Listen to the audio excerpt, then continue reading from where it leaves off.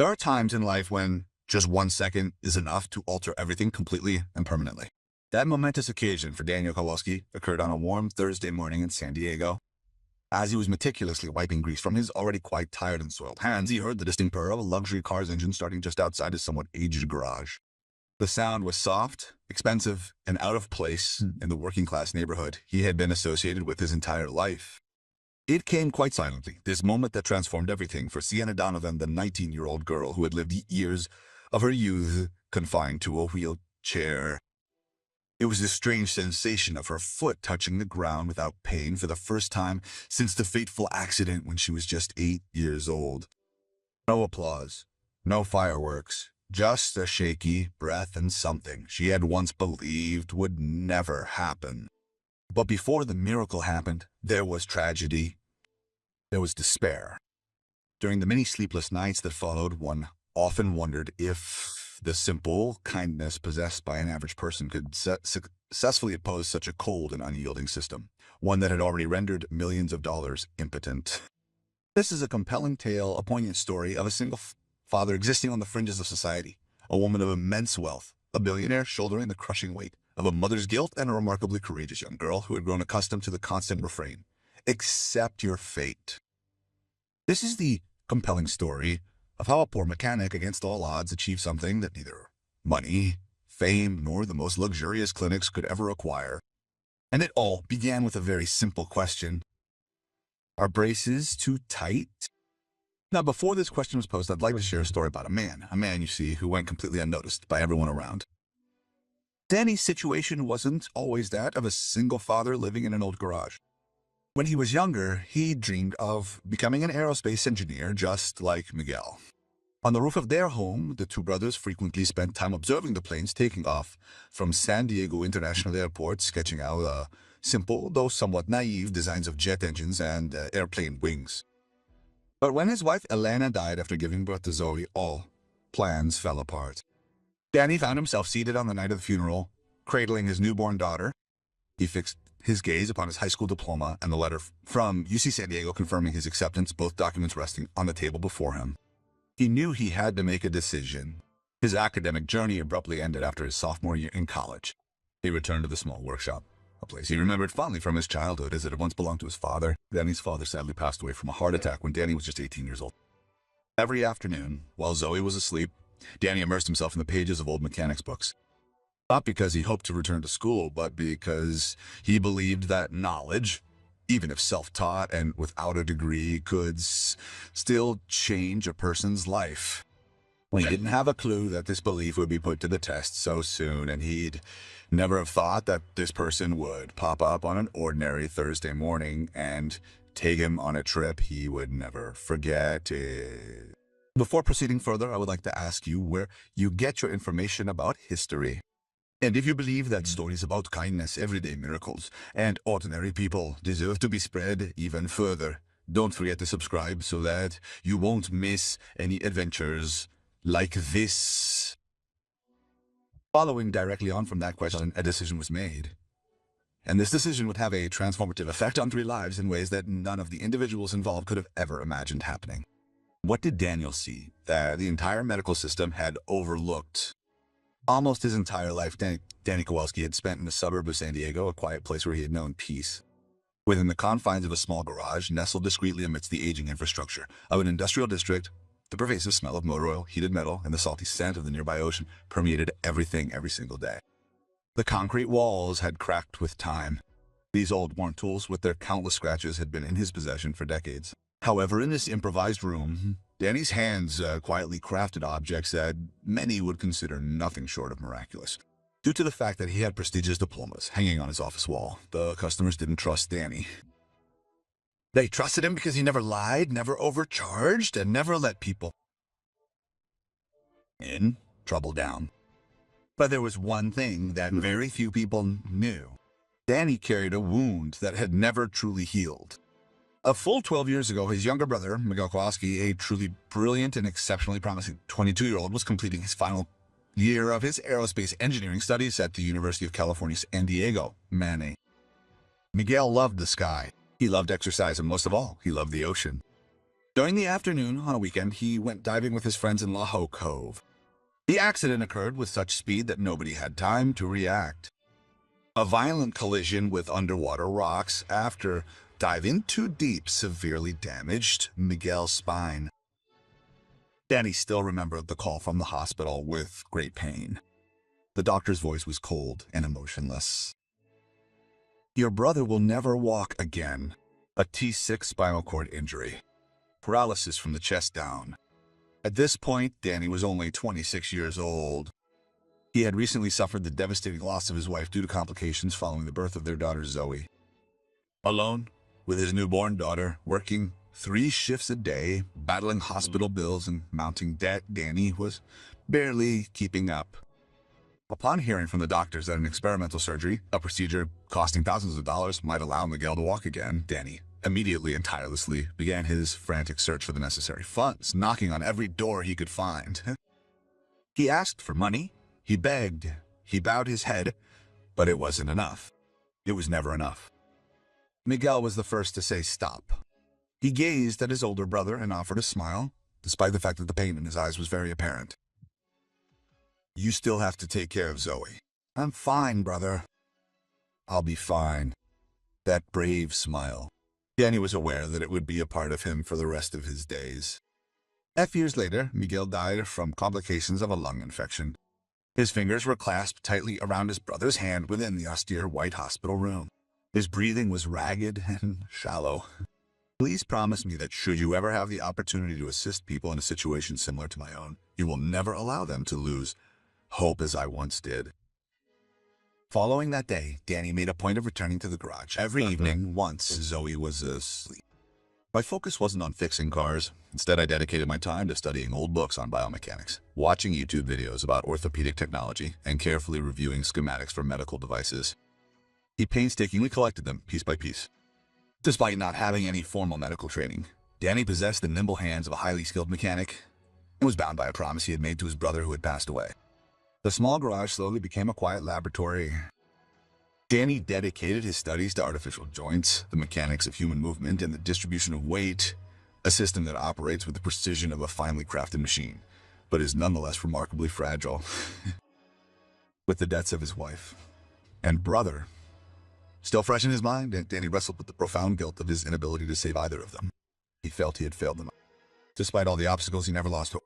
For Danny, deep in his heart, it was a given. One day, when the opportune moment arrived, he would absolutely fulfill his vow to Miguel. Because of that promise, and because of the many long and silent nights spent in the old garage, Danny's destiny began to gently, almost imperceptibly, move in a completely different direction. A short distance away, along the Pacific Ocean's shore, another mother also lived, bearing a wound that would forever remain unhealed.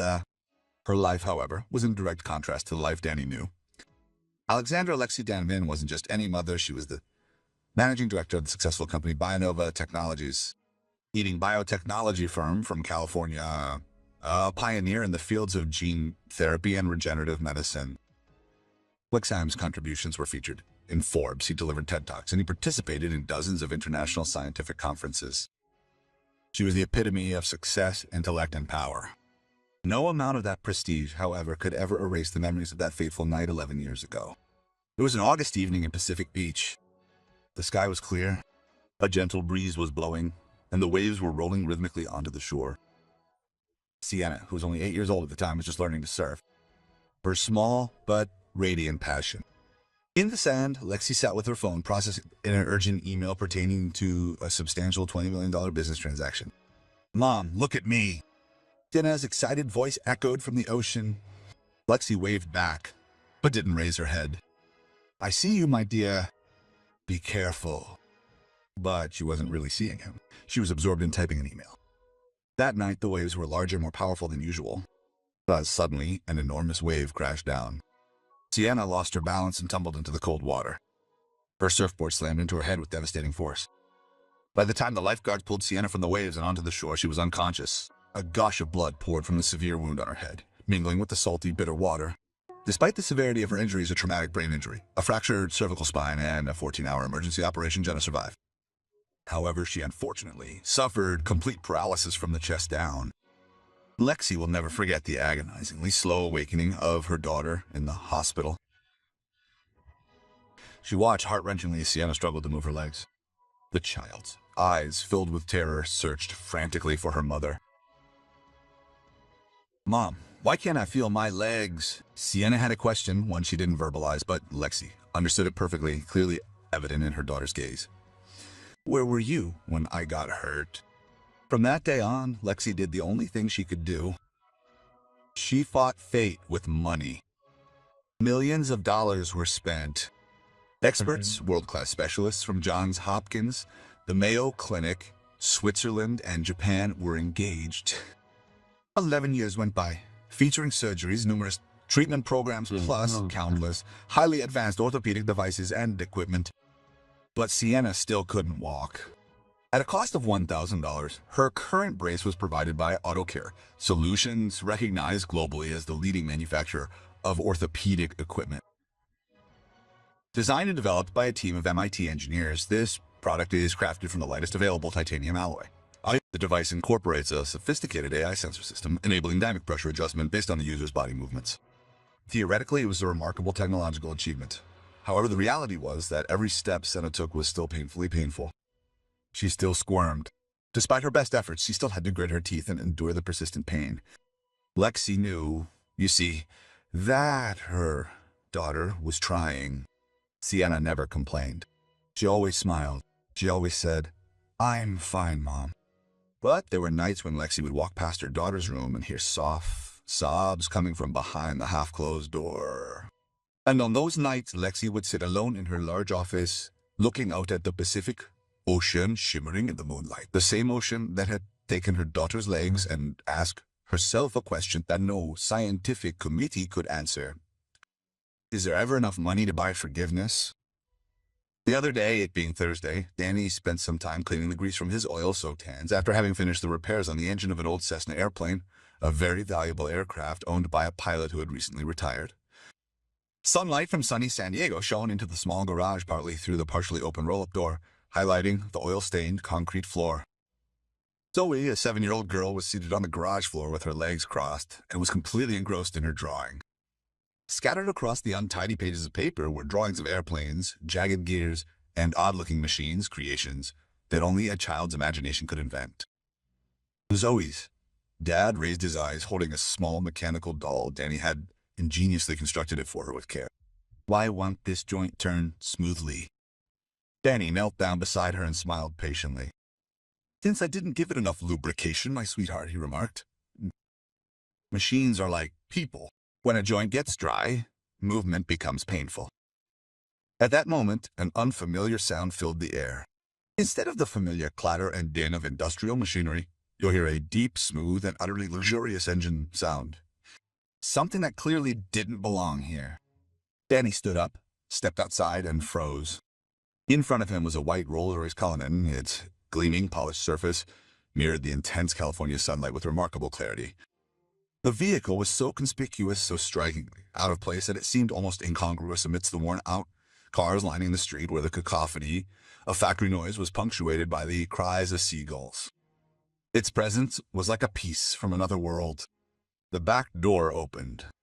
Carefully and slowly, a young woman emerged, her movements guided and supported by the metal rails which tightly encircled her legs. Her long brown hair fell softly over her shoulders. Her features were delicate, but a weariness was evident in her eyes, a weariness born of consistently enduring far more than one human should be expected to bear. By her side was a middle-aged woman. Her blonde hair was carefully gathered back. She wore a perfectly pristine white suit, her posture straight and commanding. Her eyes held the sharp, discerning look of someone who has consistently and successfully managed a vast multi-billion-dollar enterprise. Alexander Donovan. Lexi studied the aged workshop, and skepticism tinged with a visible feeling of despair was plainly apparent on her face. It was far from what she had hoped for, but the engine in her car had overheated unexpectedly on Interstate 5, and her GPS system subsequently led her to this nearby repair shop. "This one right here." Lexi responded, her voice polite, but somewhat distant. "Excuse me for the interruption. My car has developed an overheating. Could you please have a look at it?" Danny nodded and wiped his hands on his shirt. "Sure, I'll take a look at it right away."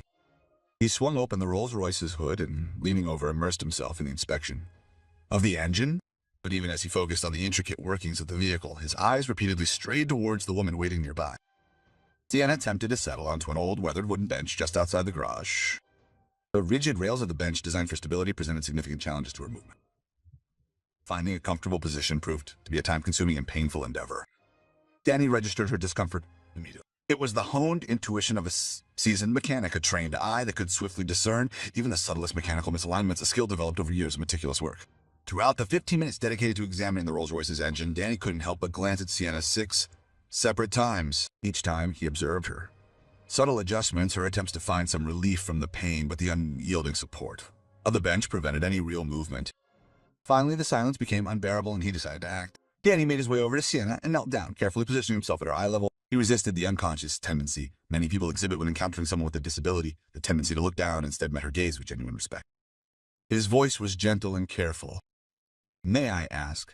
I don't mean to be impolite, but their spleen, could it be pressing a bit too tightly now?" Sienna blinked, taken aback.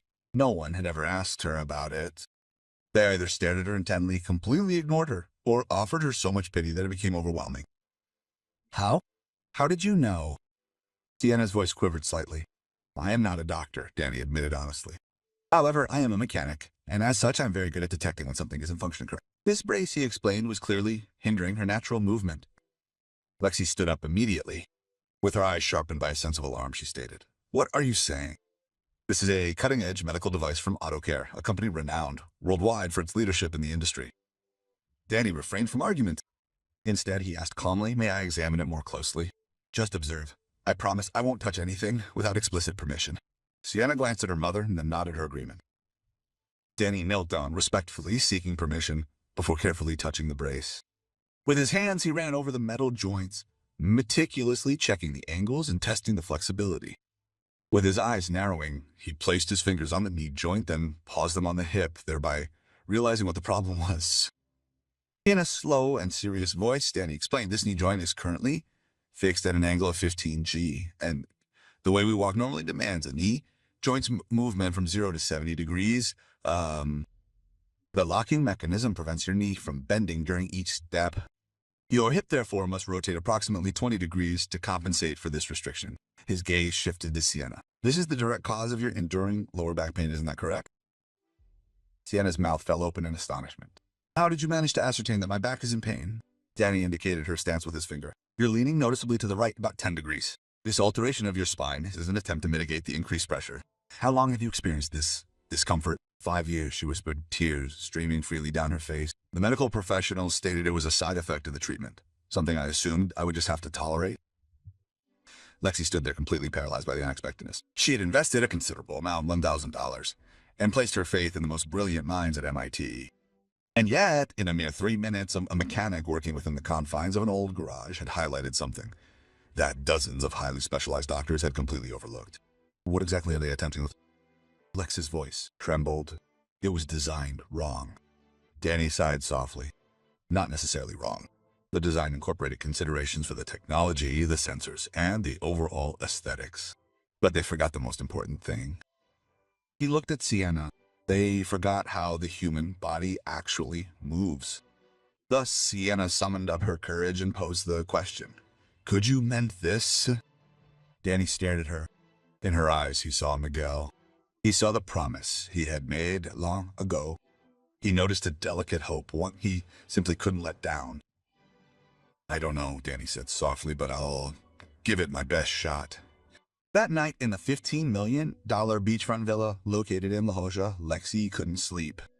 She remained silently before the wide-open window, staring at the Pacific Ocean, the ocean that had taken everything away from her. The moonlight mirrored itself on the water's surface, fragmenting into cold light pieces, much like shattered glass, scattered over the sea. Lexi remembered the night of the accident vividly. She remembered the phone in her hand. She remembered Sienna's excited voice. "Mom, look at me." Then she remembered that very moment when she just hadn't looked up at all. For years, Lexi had tried to buy forgiveness with money, the best doctors, the most expensive equipment, and the most advanced surgical procedures, but nothing had worked. In the heart of a sprawling industrial park, a solitary man, his clothes soaked in oil, dwelt within an aged garage. He now declared the ability to accomplish what no amount of money could ever achieve. Lexi wanted to believe him, but she was afraid. A profound fear that Sienna might suffer permanent damage if his assumption was incorrect. Afraid because she had been disappointed too many times. After so many times, she finally ran out of strength to withstand another significant setback. Most of all, however, she feared that if a poor mechanic could achieve what her entire vast medical empire had so spectacularly failed to accomplish, then she must have wasted 11 precious years of her life. There was a soft knock on the door. Sienna rolled slowly into the room in her wheelchair. "You're not asleep yet, Em." Her voice was soft. Lexi turned quickly and wiped away her tears. "I was thinking about the mechanic today." Sienna rolled closer. "You don't trust him, do you?" "I'm not saying that I don't trust him," Lexi spoke softly. "If he's wrong, I'm afraid I'll still be exactly the same person I am right now," she interrupted, her voice surprisingly calm. "Mom, I've been living like this for 11 years. I've had 11 surgeries. I've tried everything money can buy, and I'm still in pain. I still can't walk. I still feel like a burden." "You're not a burden," Lexi broke down. "But I do feel like one," Sienna said. Tears streamed down her face. "Whenever you look at me, I can clearly see a sense of guilt reflected in your eyes. You keep trying to buy me a miracle. But you can't buy miracles, Mom." Lexi knelt down and pulled her daughter tightly into her arms. "I'm sorry. I'm sorry I didn't look up. I'm sorry about Mom. Stop apologizing." Sienna wrapped her arms around her, her voice trembling. "Let me try this time. Not because of the money, not because of the renowned doctors involved, but simply because there is someone who truly wishes to help me." Lexi didn't say a word, but her heart felt as if it were about to break. Because for the first time, she realized that she had tried for 11 years to save her daughter, not with love, but with money and power. And that had never been enough. The next morning, Lexi called Danny. Her voice trembled. "Mr. Kowalski, I would like you to give this a try, but there's a condition attached." "Yes, please," Danny replied. "At the very first hint of danger, I will stop immediately, without hesitation." "I can't put my daughter in danger." "I understand," Danny replied without hesitation. "And I don't want to hurt her, either." "I promise I'll be absolutely careful," Lexi breathed slowly. "Good, but I'm going to be involved in each step, each decision that's made." "Yes, Mom," Danny said softly. "You just have to trust me. One chance." Lexi Donovan, a woman who had always been accustomed to controlling every aspect of her life, made a surprising decision. After 11 years, she finally relinquished control. Against the backdrop of uncertainty, she chose to trust a complete stranger. This decision wasn't based on his references or his reputation, but on something far more compelling, something she recognized in his eyes, something she'd believed lost to the sands of time. Genuine kindness. With Lexi and Sienna gone, Danny gently carried the rail back into the garage that morning. He treated it with the utmost care as though it were a valuable.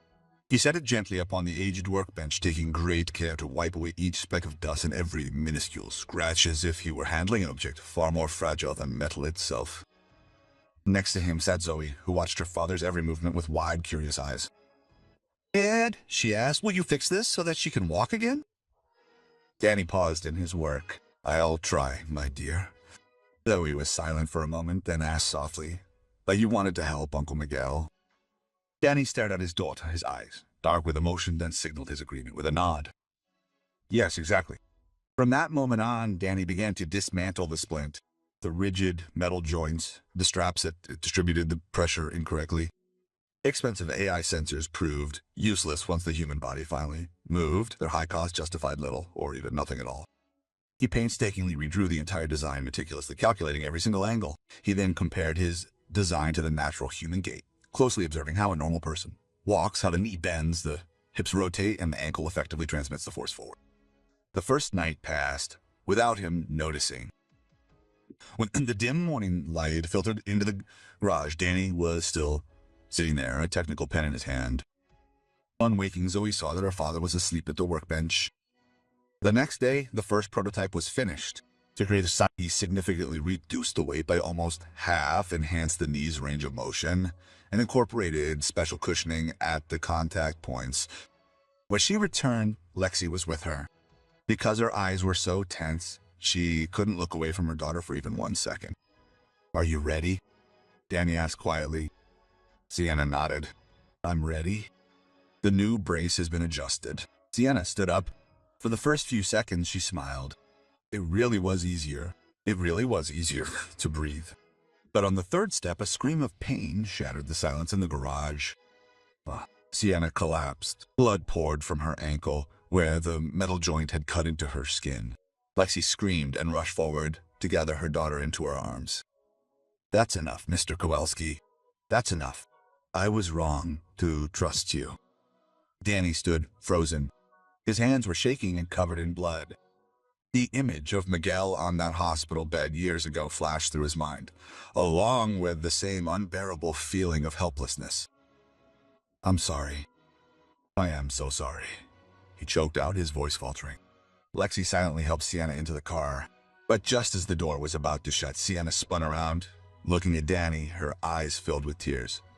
Don't give up, she whispered, and then the garage was plunged into the blackest darkness of the night. The broken splint lay motionless on the table. Sienna's blood hadn't been wiped away yet. Danny was sitting alone, phone in hand, preparing to call Lexi and tell her he was giving up. His fingers trembled over the screen. Zoe hadn't just watched her father work tirelessly. She'd watched him change from day to day. In the mornings, when her father woke up before dawn, his eyes red from lack of sleep, so would quietly warm him a cup of milk, though her hands were still shaky. Drink this, Dad. You're gonna need your strength to get through this, she said, her voice serious and adult-like. Once, Danny picked her up and asked quietly, Are you afraid Dad will fail? Zoe shook her head. The decision to not try will bring regret with you for the rest of your days, just as the inability to save your Uncle Miguel will continue to haunt you. Danny held her tightly, unable to say a word. His 7-year-old daughter possessed a level of understanding that surpassed that of many adults. But there was something, however, that Zoe decided not to share with her father.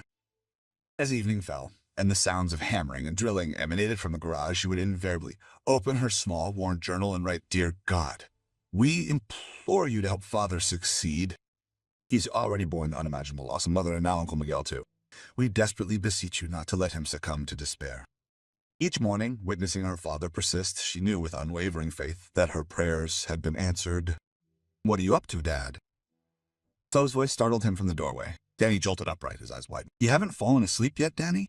Zoe approached cautiously, settling beside him. I saw that you were crying.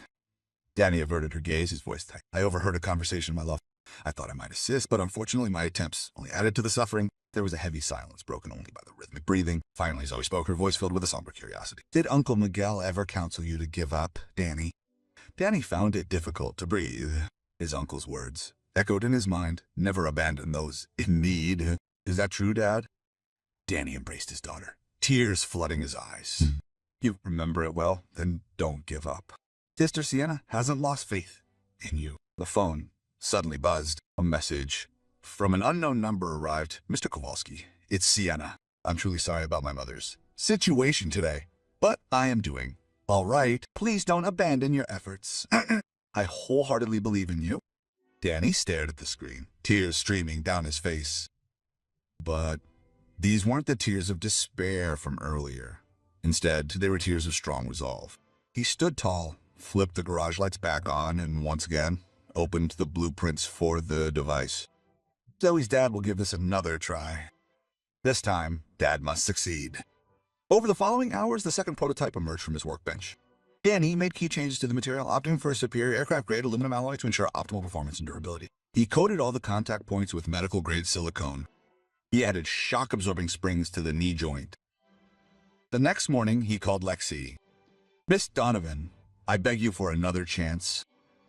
Lexi was silent for a long time. Are you sure? No, but I can't give up. When they arrived, Lexi was colder, but Sienna smiled at Danny.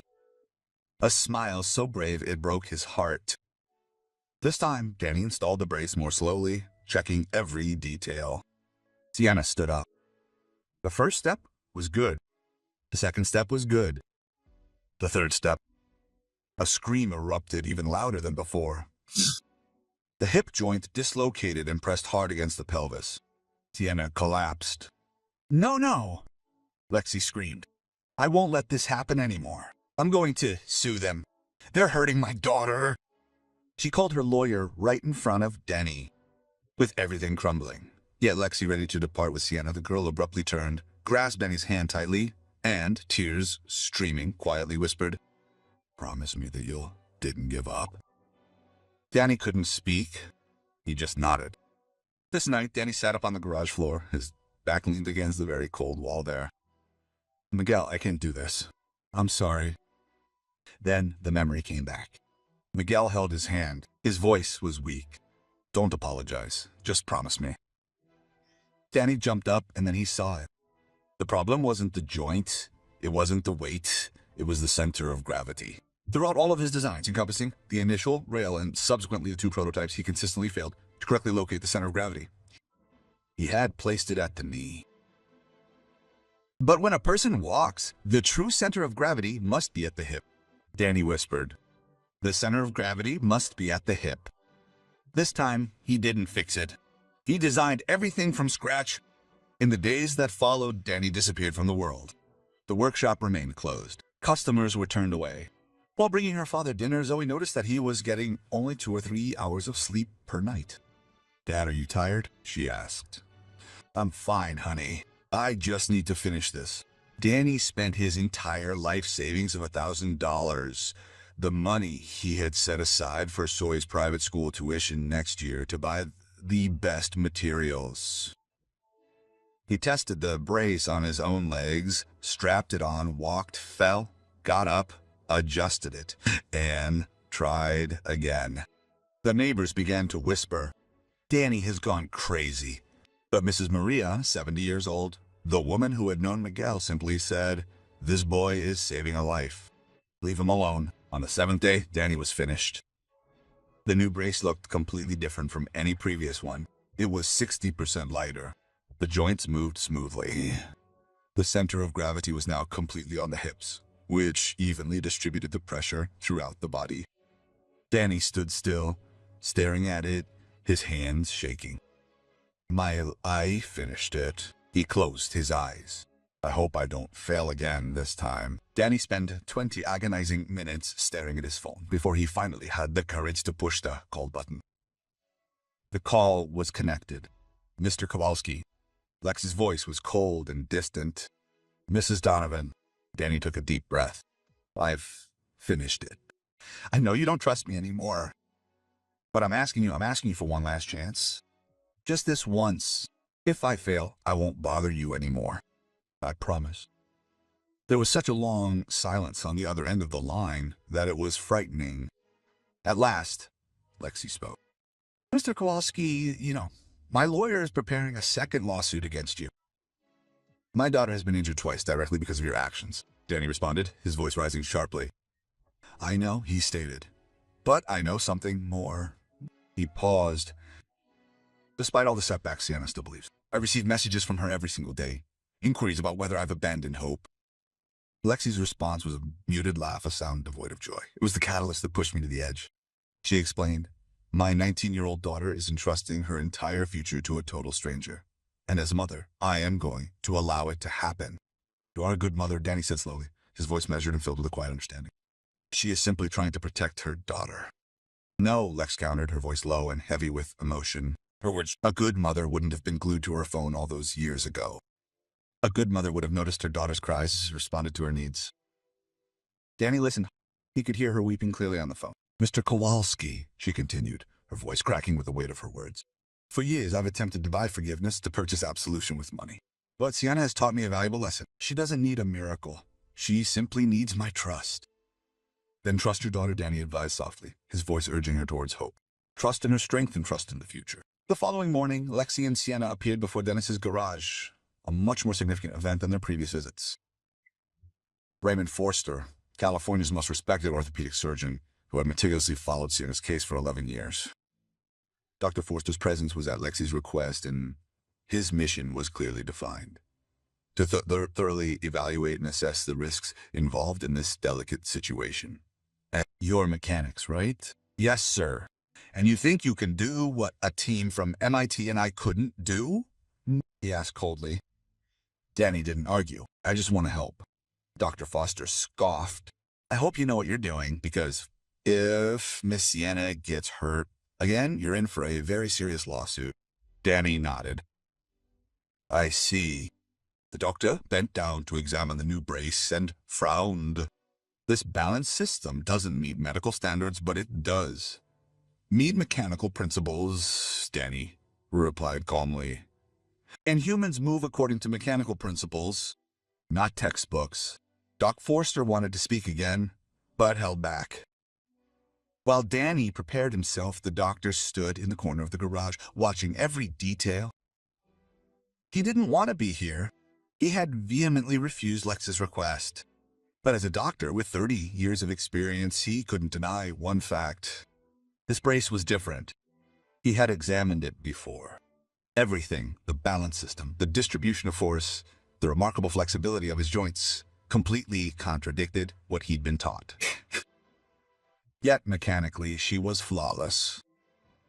Mr. Kowalski, Dr. Forster said gravely, if this works, do you understand what that means? Danny looked up. It means she can walk. No, Dr. Forster shook his head. What it means is that they will be making a significant alteration to a whole area of medicine, and there will be a considerable number of people who won't be pleased with this development. For a moment, Danny remained silent before speaking softly. I truly don't care whether you like it or not. My only concern is for you. Dr. Foster looked at the man before him. Lacking any academic qualifications or prestige, he yet possessed something that he had long since lost. Even within the profession of medicine, absolute concentration on the patient. For the first time in many years, Forster secretly hoped, with a deep, almost forgotten yearning, that he was about to witness a miracle. At that moment, Sienna spoke. Dr. Foster, I would like to try, please. He turned to her and exhaled deeply. All right, but I intend to remain standing here. Should any indication of danger emerge, I will cease my actions without delay, Danny stated with conviction. I promise. The air in the garage seemed to freeze. The final attempt began. The entire garage sank into silence. There wasn't just an empty silence, but a tension so palpable that one could hear each individual heartbeat within every chest. Danny knelt down in front of Senna and lifted the new brace. His eyes met the young woman's. No words were needed. A silent promise had already been made between them. Are you ready? He asked. Sienna nodded and gripped her mother's hand tightly. Danny began to put the brace on. This time, every movement was slow and absolutely gentle. He carefully examined each strap, each joint, and every point of contact, as if even a minor misalignment could unravel the miracle. How does it feel? He asked. Easy, Sienna whispered. Much easier. Danny got to his feet, extending his hand, but he paused mid-reach, his movement hesitant. I won't hold you. I will be here if you need me, but you absolutely have to find a way to stand on your own 2 feet. Is that okay? Sienna took a deep breath, then slowly stood up. During the first second, there was no trembling in her body. During the second second, she remained standing. By the third second, Sienna suddenly grasped something that caused her whole body to stand still. Mom, her voice was shaking. I'm not in pain. Lexi raised her hand to cover her mouth. Tears were streaming down her cheeks before she could stop them. Dr. Forster narrowed her eyes and leaned forward, intently observing every detail with close attention. Sienna whispered, her voice barely audible. It's not as if the pain has completely subsided, as though fearing the precious moment might evaporate if she spoke any louder. It's that I'm not in pain at all. For the first time in 11 years, I'm not in pain. She held her breath. Her heart pounded as if it would burst out of her chest. Her whole body shook uncontrollably, not from pain, but from an emotion so overwhelming and so sudden that it defied any attempt at suppression. With a very quiet voice, Danny said, let your body trust the support. The brace takes the weight. All you have to do is move. Sienna nodded. Tears streamed down her cheeks. She looked down at her right foot. She tried to move her teeth. No sensation, just like it had for 11 years. But the brace responded immediately, gently, naturally. She shifted her weight. The first step, her foot touched the ground. No pain. Her knee bent 2, 3, 14 seconds, gently, like a normal person's. No pain. Sienna gasped. Her voice broke. Mom, I'm on my second step. Her left foot. She shifted her weight. The turn of her hip was entirely natural. She didn't need to counteract it with an unnatural twist of her torso. The brace distributed the pressure evenly across her body. No pain. Her knees were shaking, not from weakness, but from emotion. 11 years. 11 years of pain, helplessness, and despair. And now the third step, the fourth step. Dana couldn't hold it back any longer. She burst into tears, but she kept going. Mom, I'm walking. I can really walk. Lexi sank to the garage floor. Her hands were shaking violently as she covered her face and sobbed like a child. 11 years of guilt, 11 years of self-torture, 11 years of trying to buy a miracle with money. And the miracle had finally happened. His legacy wasn't wealth, but the caring hands of a father who had known loneliness in an old garage. Deanna kept going, one step at a time, more and more confidently. 1, 2, 3, 4, 5 steps. She turned to Danny. Though tears streamed down her face, her expression nonetheless radiated a truly indescribable beauty. You did it. You did it. Danny was standing there, both hands tightly clasped around the edge of the workbench. He couldn't speak. Tears streamed down his oil-stained face. At that moment, he saw Miguel. He saw a resemblance to his brother. In Sienna, and this time he hadn't failed. Dr. Forster stood there, stunned. His mouth dropped open. He stepped forward and examined the way Sienna moved, the angles of her joints, her posture. Unbelievable, he whispered. This balance system is absolutely brilliant. But no one heard him, because Sienna was running. She was actually running toward her mother. Lexi jumped up and spread her arms wide. And for the first time in 11 years, mother and daughter hugged while standing. It's neither from a wheelchair nor a hospital bed. Instead, I was standing. Two women holding each other tightly and crying like children. I'm sorry, Mom, Lexi sobbed.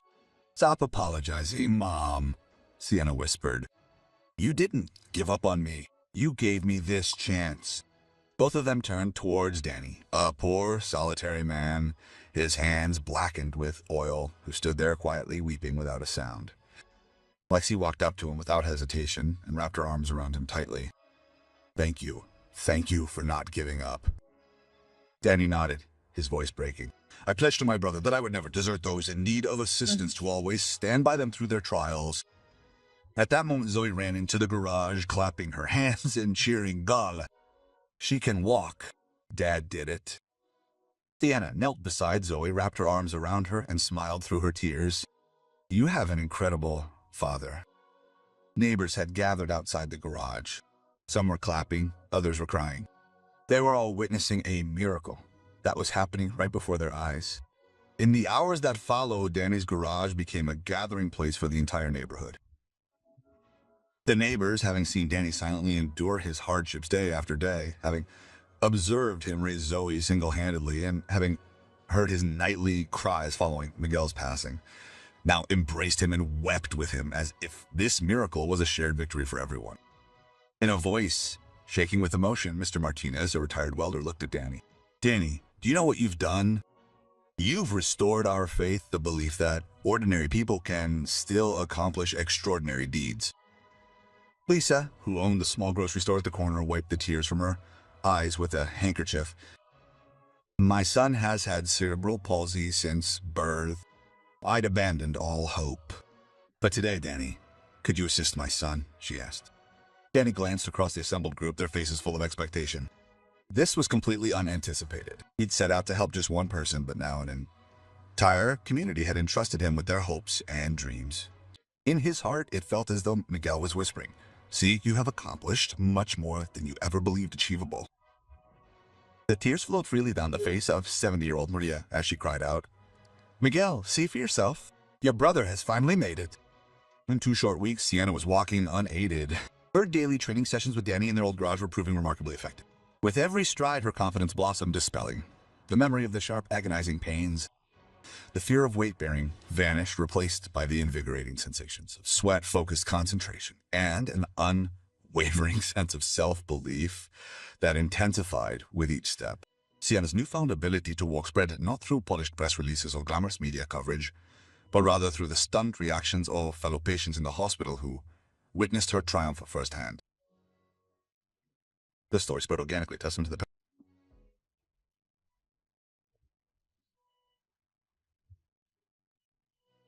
Yet this remarkable accomplishment was short-lived.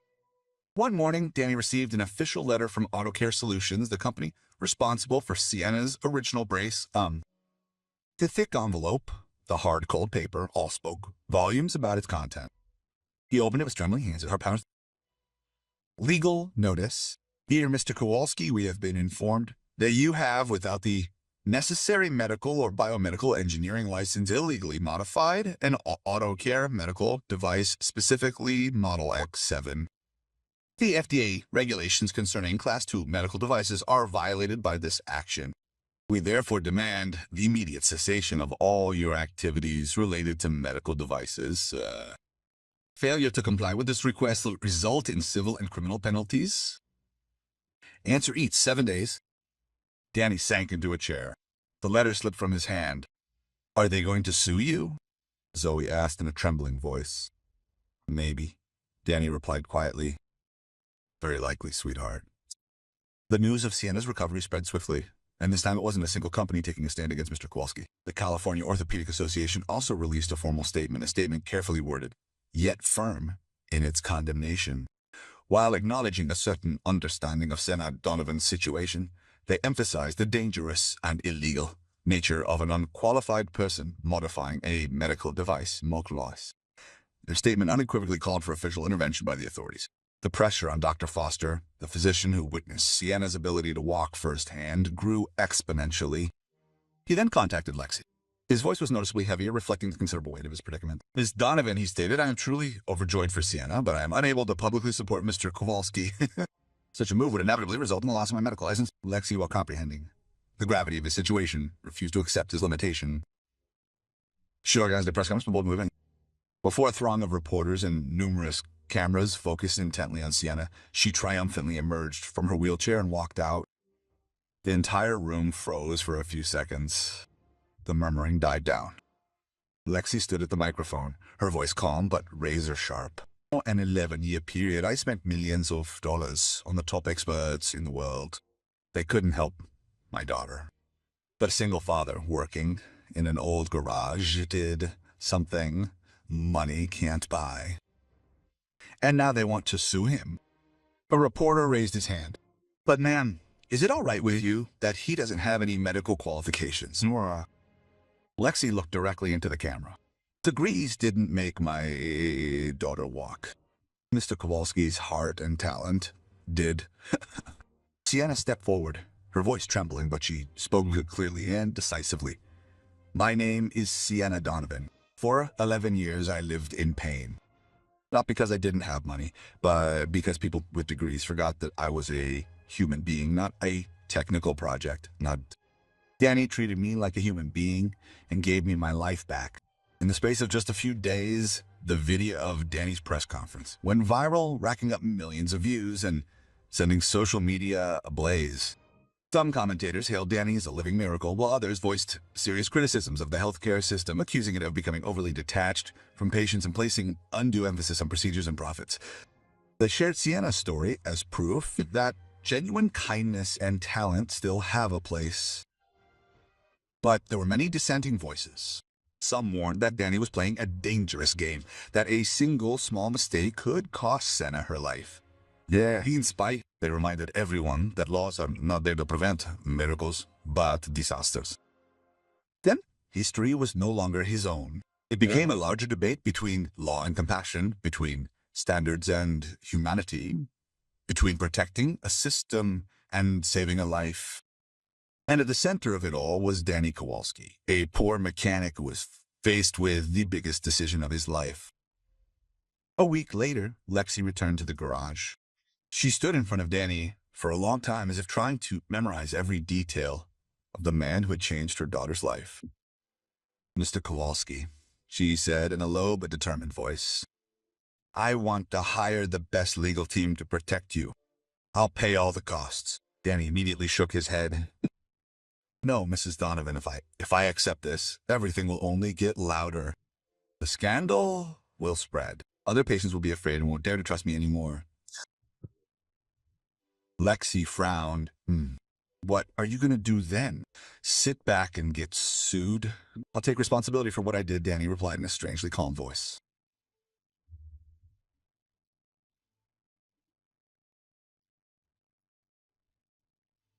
I accept full responsibility for my actions, Danny replied, his voice unusually calm. However, I will not apologize for helping Sienna. Lexi looked at him, tears swelling up in her eyes. Why? She asked, almost pleadingly. Why do you have to make this sacrifice? Danny smiled, a sad but resolute smile, because I promised my brother. And I will never break that promise. That night, after most of the lights in the garage had been turned off, a stranger appeared. She introduced herself as Dr. Victoria Morgan, a professor of biomedical engineering at Stanford University and one of the world's leading experts on orthopedic devices. Here she had only one request. I want to see the brace. Danny handed it to her. Dr. Morgan said nothing. She examined them for 30 minutes in complete silence, rotating each joint, observing each point of force distribution, and making brief notes in her notebook. Finally, she looked up at Danny. Are you self-taught? Yes, I am. Have you ever received any instruction on the dynamic distribution of your body's center of balance? No. Danny shook his head. I researched that myself. Slowly, Dr. Morgan took off her glasses and wiped the tears from her eyes, a gesture that left Danny speechless. Genius, she said quietly. You are an untrained genius. She paused for a moment, then continued. I'm prepared to testify on your behalf. I'll inform the FDA that this design demonstrably surpasses any product currently available on the market. Danny could scarcely believe what he was hearing, but her colleagues are going to fight back. They might. I don't care. Dr. Morgan interrupted. In 30 years in this profession, I have never seen anyone who understands the mechanics of the human body as well as she does. By suing them, the medical system is in effect suing medical progress itself. During the following week, Dr. Victoria Morgan participated in the FDA hearing. Before the panel of experts, she presented her case clearly and methodically. Not only is the design from Mr. Daniel Kowalski safe, but it is also more progressive than existing orthopedic appliances available today. My suggestion is that the FDA issue a special license, one which would empower Mr. Kowalski to continue his development efforts under my direct supervision. Orth vigorously protested the FDA's investigation, but after a thorough direct examination, measurement, testing, and analysis of the splint, they were compelled to acknowledge an irrefutable truth. It really was better. Months later, Danny received a letter from the FDA. With trembling hands, he opened it. Special license. Mr. Daniel Kowalski has the authority to design orthopedic devices under the watchful guidance of Dr. Victoria Morgan. Term of 2 years for the purpose of obtaining official certification as a biomedical engineer. Danny sat down. The letter slipped from his hand. Tears streamed down his face. Miguel, he whispered, I made it. I kept my promise. Exactly 1 year after that, Kowalski Mobility Solutions, a rehabilitation center Danny established with Lexi's supportive presence behind the scenes, officially opened in San Diego. The building wasn't fancy. There were no flashy signs, but the inside was bright, well-equipped, and most importantly, full of hope. A simple plaque stood at the entrance. Kowalski Mobility Solutions, so that hope can run again. To Miguel Kowalski, 1988-2013. Opening day saw a long queue of dozens of families forming early in the morning. Among those waiting were children in wheelchairs, adults with orthoses severely damaged from years of use, and elderly individuals whose eyes clearly reflected a near absence of hope. Danny greeted each person individually. He didn't stand on a raised platform. He knelt down at eye level with them and always began with the same question. Can you show me how you can walk now? Sienna was there too. She had become a physical therapy assistant and was in her final year of studying rehabilitation science at UC San Diego. She extended a warm welcome to the families and patiently shared her story with them, not to brag about a miracle, but to demonstrate to them that miracles are indeed real if we persist. Zoe, now 8 years old, helped her father in the workshop. She drew naive designs, learned how to use tools, and always asked the same question. Dad, would Uncle Miguel be proud of you? Danny pulled his daughter into his arms, tears streaming down his cheeks. He would be so proud, my darling. Dr. Victoria Morgan became the center's scientific advisor. She conveyed formal knowledge in the field of biomedical engineering to Danny and simultaneously acquired from him a kind of understanding of mechanics that no classroom could ever teach. This understanding is based on actual human bodies. Lexi changed too. He was no longer the cold and detached executive, someone who lived only within the confines of the boardroom. She spent more time with Sienna.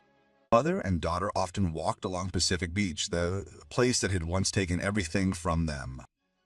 Now it was the place where they had found each other again. One afternoon, gentle waves splashed against their feet. "Mom," Sienna murmured, "I am not angry at you for what happened that night." "Never." Lexi burst into tears. "Yet even had I lifted my gaze, I could still have sustained an injury." Sienna smiled. "Mom, the accident happened because of the sea, not because of you. Please stop punishing yourself." Embracing tightly, their tears mingled with the soft rhythmic crashing of the waves. A 10-year-old boy, Ethan, who had been paralyzed since birth, was brought to the center. 6 months later, a poor family. No money for any aids. Danny looked at the boy and smiled gently. "Hello, I'll help you learn to walk for free." "Don't worry." The boy burst into tears. His mother knelt down before him in gratitude. Danny shook his head. "Don't thank me. To the one who taught me the invaluable lesson of never giving up." He looked up at the sky and whispered, "Mijol, I miss you." 2 years later, Danny graduated from college as a biomedical engineer. He was the first person in history to receive his license based on practical genius rather than a traditional academic background. Kowalski Mobility Solutions had helped more than 300 patients. 80% of them learned to walk again. The story spread throughout California and then across the country. But Danny never forgot his roots. The old garage was still there. He still fixed airplane engines. He still lived simply because he didn't do this for money or fame. He did it because of a promise. A California sunset stretched out over Pacific Beach. Danny, Zoe, Lexi, and Sienna sat on the sand, watching the sun sink below the horizon. Sienna stood up. For the first time in 13 years, she stepped into the waves and let the ocean water touch her legs. He laughed and cried like a child. "Mommy, I can feel the water." Lexi ran toward them. Mother and daughter stood in the surf, holding each other tightly in their arms and crying. Danny looked at her and smiled. So he looked up and, with a hopeful expression, asked his father, "Dad, are you happy?" "Very happy, my dear, because you kept the promise you made to Uncle Miguel." Danny nodded, tears streaming down his face. "Yes, and I will keep it forever." The last rays of sunlight shone like a blessing in the California evening sky. This is not just a story about a single father, a billionaire plagued by guilt, or a brave young woman. This is a story about the simplest and most profound things. Small acts of kindness can make a big difference in the world, one step at a time. Miracles don't come with money. Miracles come with hands. I would never have given up on them. If this story has moved you, please consider subscribing to our channel. We regularly share inspiring stories of hope, redemption, and the everyday miracles all around us. And be sure to turn on notifications, because you might find the next story is just what you need to hear today. We'll see you again on another journey.